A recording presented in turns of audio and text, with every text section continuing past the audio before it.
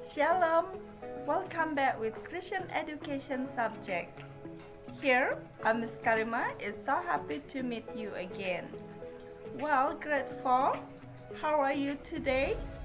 I hope that you and your family are in good condition and healthy. Well, friends, today we are going to learn our new topic. Our topic today is Kuasa Allah atas penyakit, pelajaran 7. Before we continue our lesson, let's pray first. Let's pray together. Dear God, we thank you for all your blessing today. We thank you for your protection for each one of us and our family. Now, we want to learn our Christian education. Please bless us, give us understanding, so we can understand that you are the God who rules our life.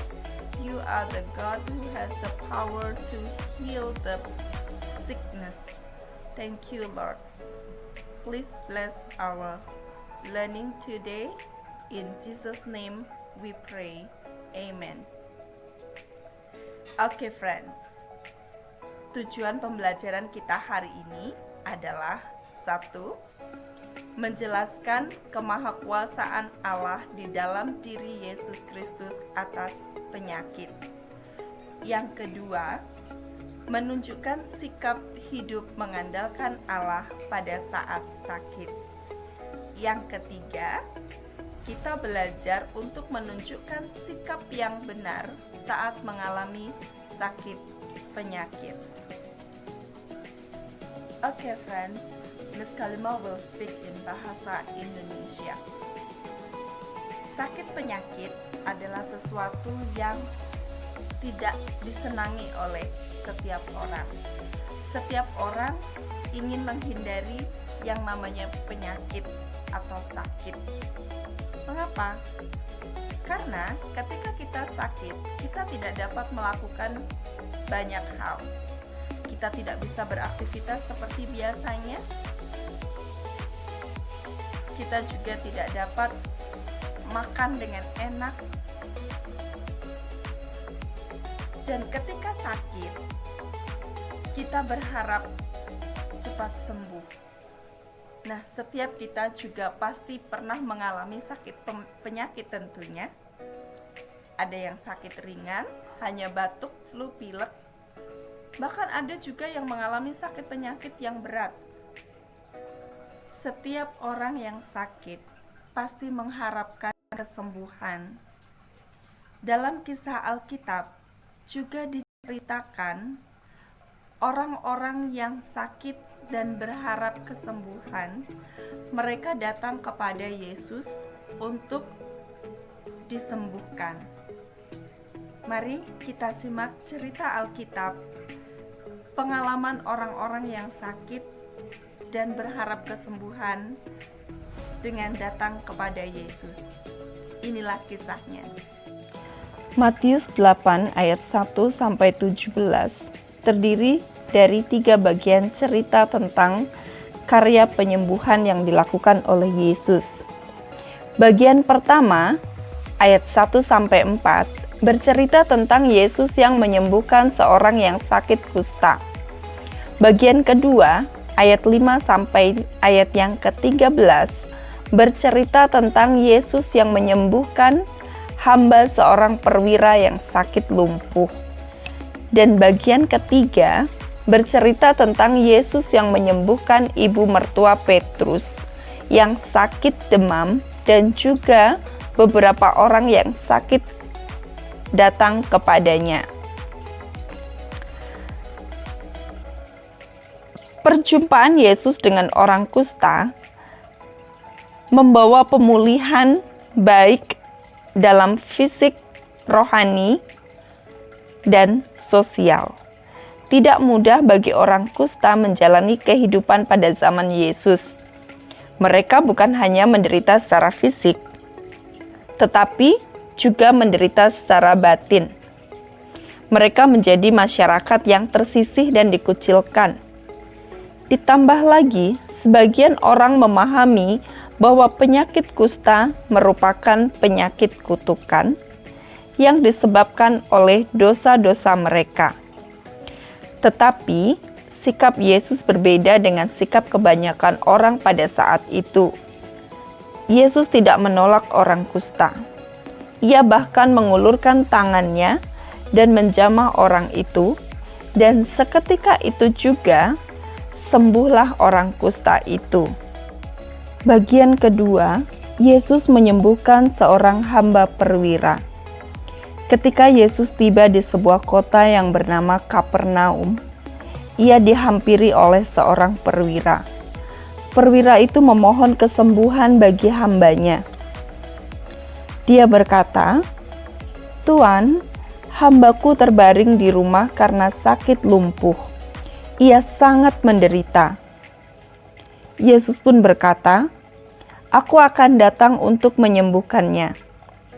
Tetapi jawab perwira itu kepadanya, "Tuan, aku tidak layak menerima Tuan di dalam rumahku. Katakan saja sepatah kata, hambaku akan sembuh."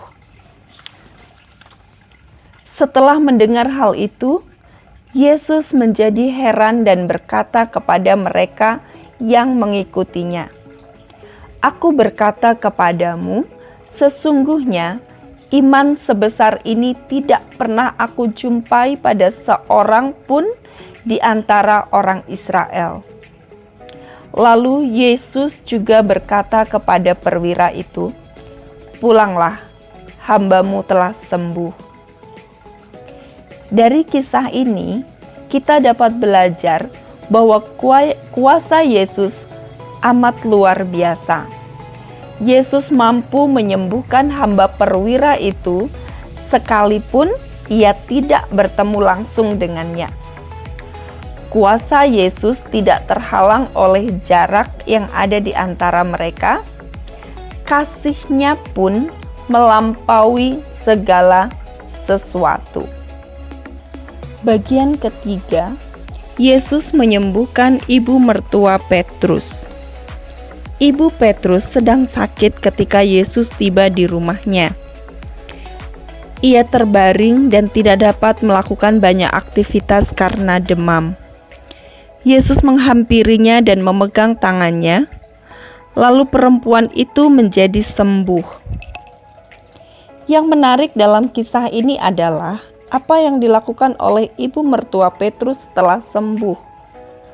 Ia bangun dari pembaringannya dan melayani Yesus. Bagi orang Yahudi, menyambut dan melayani tamu dengan baik merupakan tradisi yang biasa dilakukan.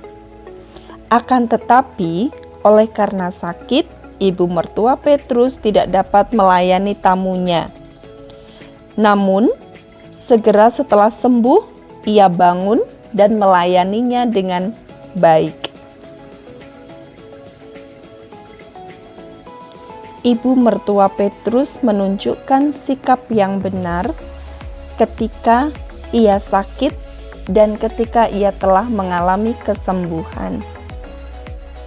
Dari ketiga kisah Alkitab tadi, kita bisa belajar bahwa kita dapat memiliki pengharapan kepada Tuhan Yesus ketika kita sakit.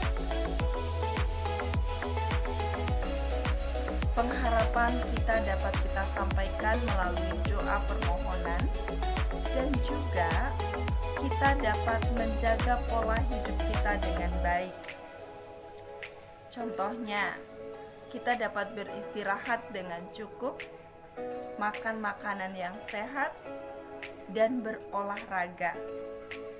Nah, tentunya di saat seperti sekarang ini, pandemi COVID-19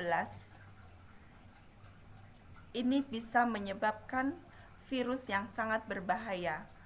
Oleh sebab itu, kita harus menjaga pola hidup kita dengan baik sehingga kita dapat terhindar dari paparan virus corona.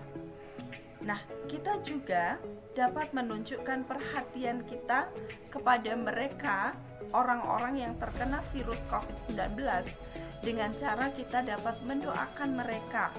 Kita juga dapat menunjukkan perhatian kita dengan memberikan bantuan kepada mereka yang membutuhkan.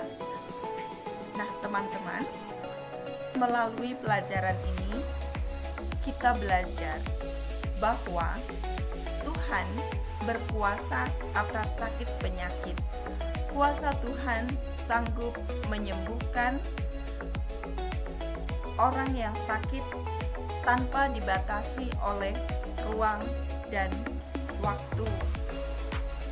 Kita memiliki pengharapan karena Tuhan memiliki kuasa untuk menyembuhkan penyakit. Baik teman-teman, mari kita akhiri pelajaran kita hari ini dengan berdoa. Mari kita berdoa. Tuhan Yesus, terima kasih untuk pelajaran hari ini yang mengajarkan kami bahwa di tengah-tengah kesulitan hidup kami memiliki pengharapan di dalam Tuhan. Terima kasih Tuhan, kami berdoa untuk orang-orang yang sakit, kiranya Tuhan memberikan kesembuhan kepada mereka. Kami percaya bahwa kuasa-Mu sanggup menyembuhkan sakit penyakit.